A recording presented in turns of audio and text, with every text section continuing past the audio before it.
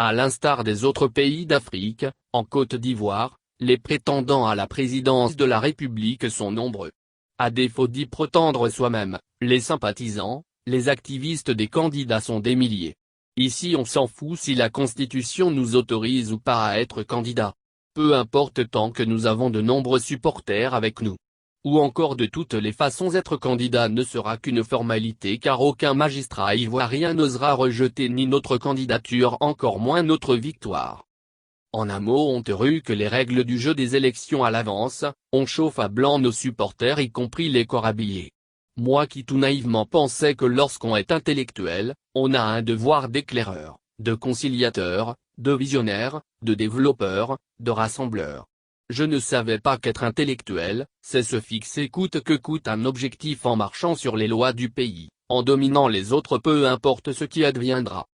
Depuis la mort du président Houphouët, il y a 3 personnes qui dominent la scène politique du pays que j'appelle ici les dinosaures de la politique ivoirienne. Ces 3 dinosaures ne lâchent rien et ne lâcheront rien tant qu'ils seront en vie.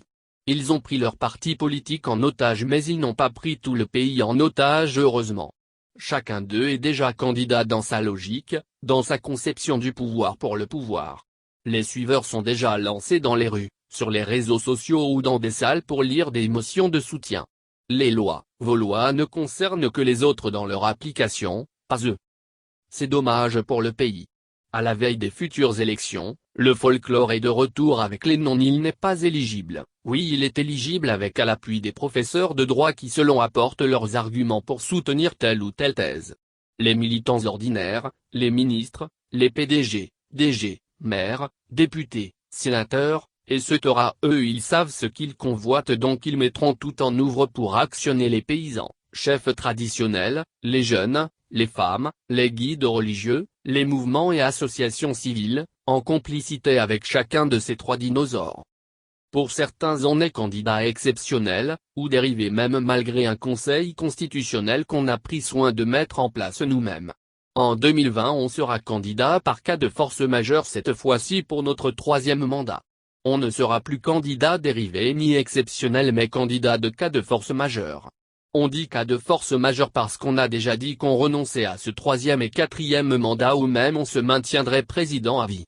On sera candidat du moins on continue d'être président tant qu'on est en vie, la candidature n'étant qu'une simple formalité. On a été élu sous la bannière de la Constitution de 2000 mais on se réfère à celle de 2016 plus l'émotion à notre soutien de nos supporters pour agir. D'ailleurs la Constitution même ne nous a jamais intéressés. L'émotion de soutien sont notre boussole pas la Constitution. Celle-ci est d'ailleurs faite pour les autres. On a nos supporters et nos hommes armés pour conserver le pouvoir. Il n'y a que nous dans le parti pour être candidat président. Parlant d'opposants, on peut vous dire que les soi-disant opposants viennent tous émarger chez notre trésorier, alors quoi? Nos opposants seront encore là en octobre pour nous légitimer. On est fiers d'être le seul à avoir bien travaillé depuis l'indépendance du pays bien que nos routes soient mal faites et envahies d'eau, bien que la vie soit devenue plus chère, bien que nous n'admettons pas toute contradiction étant égale à la mort ou la prison, et se taira.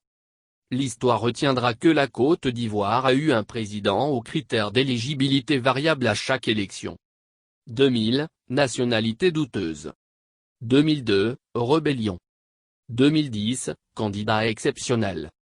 2015, candidat dérivé. 2020, candidat de cas de force majeure. 2025, candidat accompli. 2030, candidat à vie. Chez l'un des 2 autres dinosaures on est candidat naturel, pas de question à se poser, qu'on soit âgé pour le poste ou même qu'on n'ait pas de programme pour le moment à présenter aux Ivoiriens les moins âgés du parti peuvent attendre. Surpris par un coup d'État en plein régime dictatorial, on a à cœur de terminer nos projets personnels et à prendre une revanche devant l'histoire. Voilà un aperçu de notre programme de gouvernement, de quoi effrayer Kandia, Big Togo, Bakayoko, Soumaoro, et consorts. Enfin pour le 3e dinosaure, même de la prison ou de l'exil, on gère le parti dont on est candidat, après tout on est le propriétaire du parti. En un mot ces 3 dinosaures n'appartiennent pas à ces partis politiques mais bien plus ces partis leur appartiennent. Ils font ce qu'ils veulent et il n'y a rien pour les 2 premiers. Cependant, Le troisième a des ennuis avec son assistant d'hier par sa propre faute d'ailleurs, n'empêche qu'il a repassé des habits nouveaux pour la rue Princesse et s'impatiente de venir pour y faire de virée nocturne habituelle, nostalgie oblige, après tout le panafricanisme est là pour couvrir ses manquements. C'est parce qu'il est panafricain que les Blancs ne le veulent pas au pouvoir, voilà l'excuse trouvée par rapport aux graves erreurs commises dans la gestion du pays. Qu'ont fait les erreurs qui ont coulé le président Gbagbo, article paru dans Connexion Ivoirienne octobre-novembre 2015. Où allons-nous avec tout ça? Pauvre Côte d'Ivoire, pauvre Afrique. Où en est-on avec notre conscience nationale pour le développement? Si tout ce monde se battait pour le développement du pays, je comprendrais, mais leur comportement au pouvoir me fait dire qu'ils se battaient et se battent pour leur poste, leurs intérêts égoïstes, leurs affaires personnelles. Le développement du pays peut attendre. D'ailleurs ils se disent que le développement ne les concerne pas, ils disent, nous sommes africains, le développement c'est pour les Blancs. Alors on se satisfait d'un kilomètre de route bitumée que la pluie balaie aussitôt par-ci, ou d'un dispensaire non équipé, ou encore repeindre les murs d'une école primaire par là, et se taira. En 10 ans de bilan, on ne devrait pas être fier d'avoir inauguré 2 ou 3 ponts qu'on fait d'ailleurs payer. Après avoir empêché les autres de travailler, on devrait faire plus et mieux. Les supporters eux sont aux anges tant que leur leader est au pouvoir et tant que personnellement ils profitent de ce système qui n'a pas de contrôle, d'audit, pas de véritable contre-pouvoir. Parfois on nous parle de nouvelles générations. Mais les animateurs de ces nouvelles générations viendront de quelle planète? Ils viendront d'où? Ici encore ce sera la continuité du même folklore politique. Ces fameuses nouvelles générations se comporteront exactement de la même manière que les générations actuelles. La génération des Houphouët, Nkrumah, Mobutu, Benjamin Nnamdi Azikiwe, Yakubu Gowon, Eyadema, Sékou Touré, Bongo, et Setera est parti. La génération qui a suivi a fait quoi de nouveau ou a fait quoi de mieux? Je veux dire la génération des Babo, Bédié, Ouattara en Côte d'Ivoire.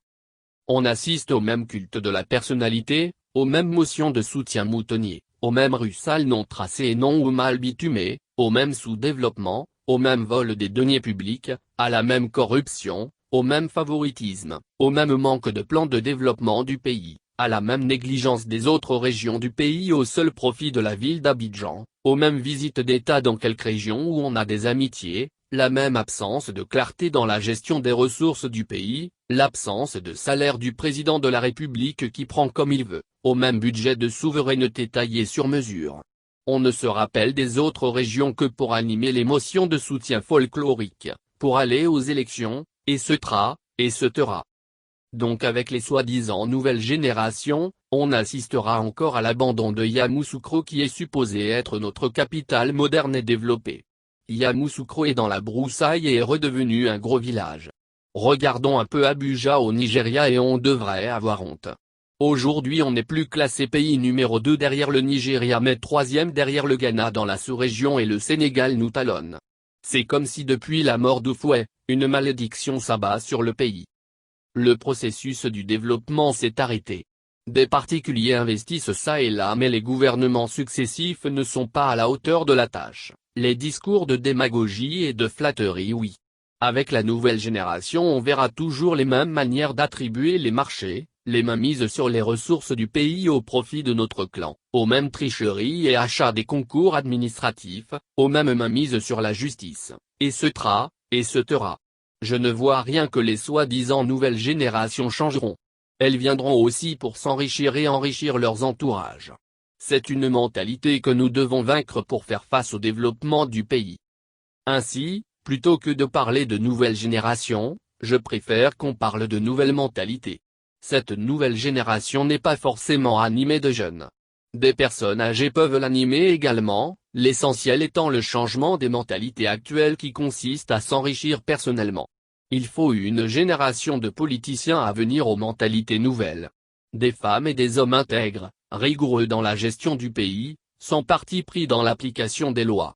Des femmes et des hommes qui ne regarderont que le mérite, les qualifications, les compétences et non l'ethnie, la religion, le genre, la région, le parti politique dans les nominations aux différents postes de travail. Des femmes et des hommes aux idées et mentalités nouvelles et qui respectent la Constitution et les lois du pays. Non ivoiriens, non-africains, levons-nous pour le développement de notre pays. Nous devons revoir les mentalités de vol, de piétiner nous-mêmes nos propres lois au profit de nos intérêts égoïstes. Nous devons privilégier l'intérêt général, le bien-être des populations en travaillant sur les projets de développement. C'est ce qui fait la différence entre nous et les pays développés, le respect de la chose publique. Notre pays regorge de tout pour être développé, la forêt, l'eau, les minerais, le gaz naturel, du cuivre, du fer, de l'or et même des diamants, l'électricité, le pétrole, les ressources agricoles, etc. Nous manquons cruellement de programmes de développement à tous les niveaux, routes, gares routières, hôpitaux de pointe, agro-industrie, etc., etc. J'ai visité les sites internet des 3 principaux partis politiques gérés par nos 3 dinosaures.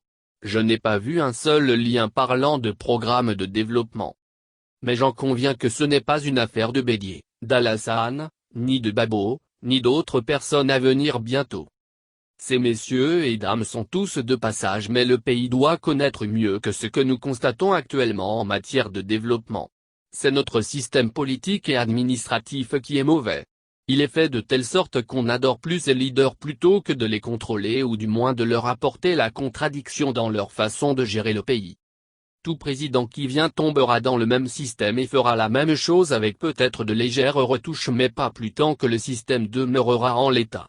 La France, les USA ont des régimes présidentiels mais les présidents de ces pays ne se comportent pas comme nos présidents se comportent, salaire des présidents inconnus, budget de souveraineté taillé sur mesure, augmentation du nombre des ministères et création de postes de nomination selon les humeurs, mainmise sur le système judiciaire, le Parlement, absence de droits de l'homme, corruption, président au pouvoir étendu, absence d'audit dans la gestion des ressources du pays, etc. Il nous faut donc un nouveau système ou une amélioration en profondeur du système actuel absolument en le dotant d'une nouvelle constitution qui n'est pas personnelle. La constitution doit être neutre, impersonnelle et ne viser que le bien-être des populations et le développement du pays. Nous devons en finir avec ces constitutions fantaisistes à interprétation variable selon qu'on supporte un tel ou un tel prétendant à la présidence. Une constitution nettoyée, débarrassée des germes du culte de la personnalité, une constitution qui équilibre les pouvoirs exécutifs, parlementaires, judiciaires, sénatoriales et les régions. Les pouvoirs ne doivent plus être concentrés dans les mains d'une seule personne même si cette personne est le président de la République.